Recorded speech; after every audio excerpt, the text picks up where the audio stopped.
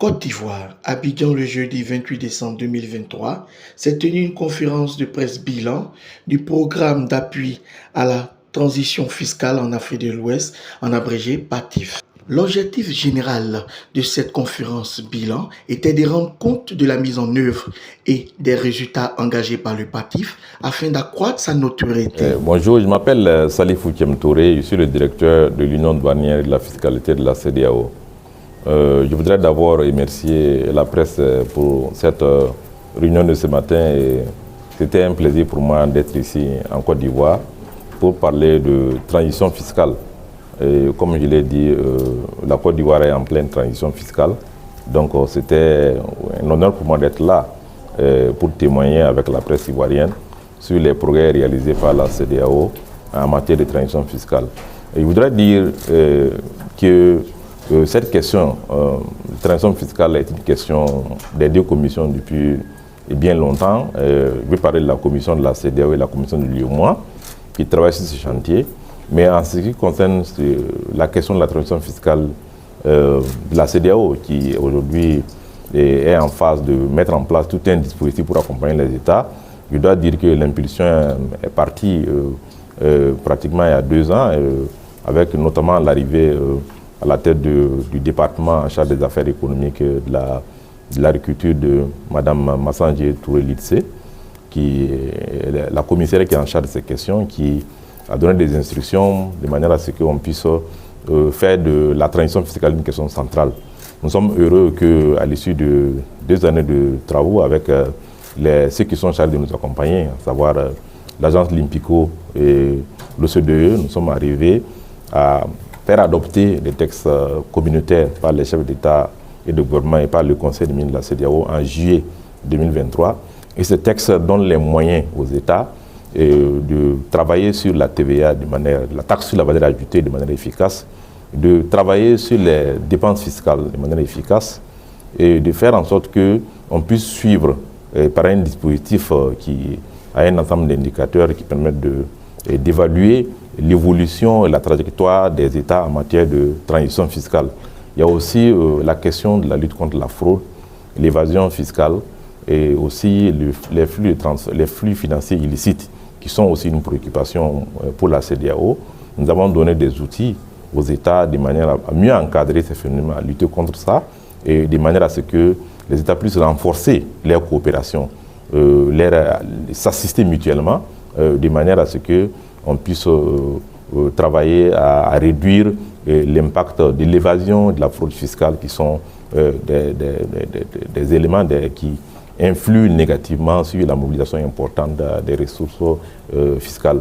Et voilà un peu ce que nous avons réussi à réaliser. Je suis Jules Tapsova, je suis assistant technique auprès de la CEDEAO et je suis coordonnateur du programme d'appui à la transition fiscale en Afrique de l'Ouest.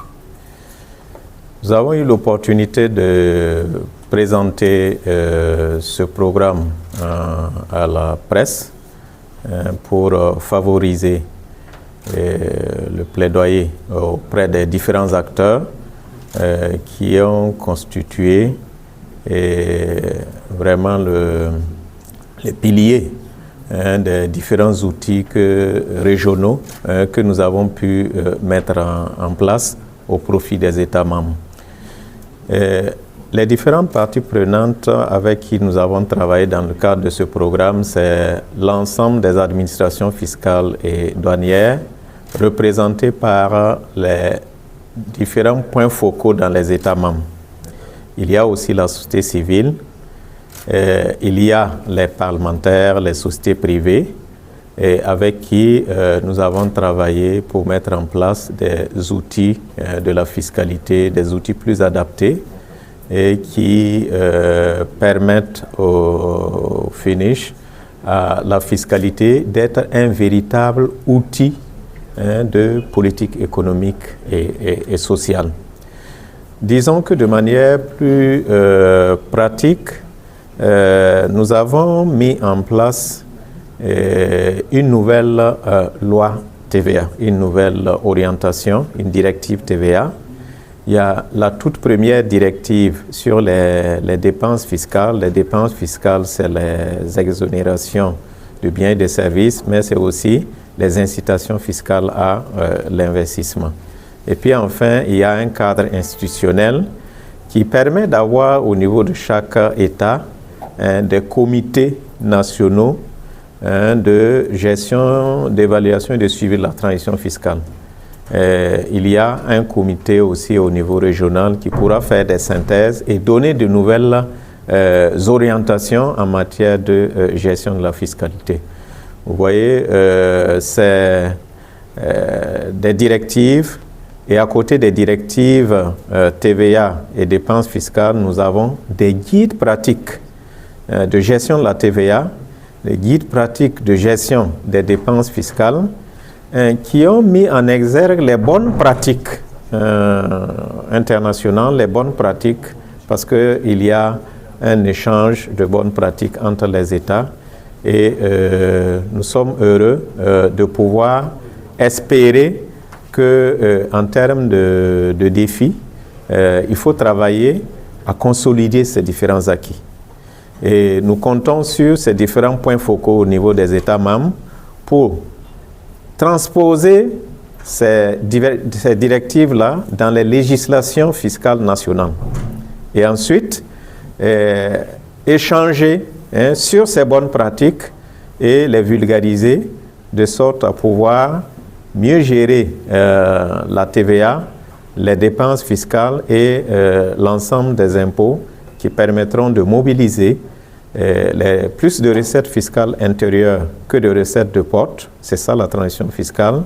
Et financer les dépenses courantes de l'État et pouvoir dégager une épargne suffisante pour les investissements publics.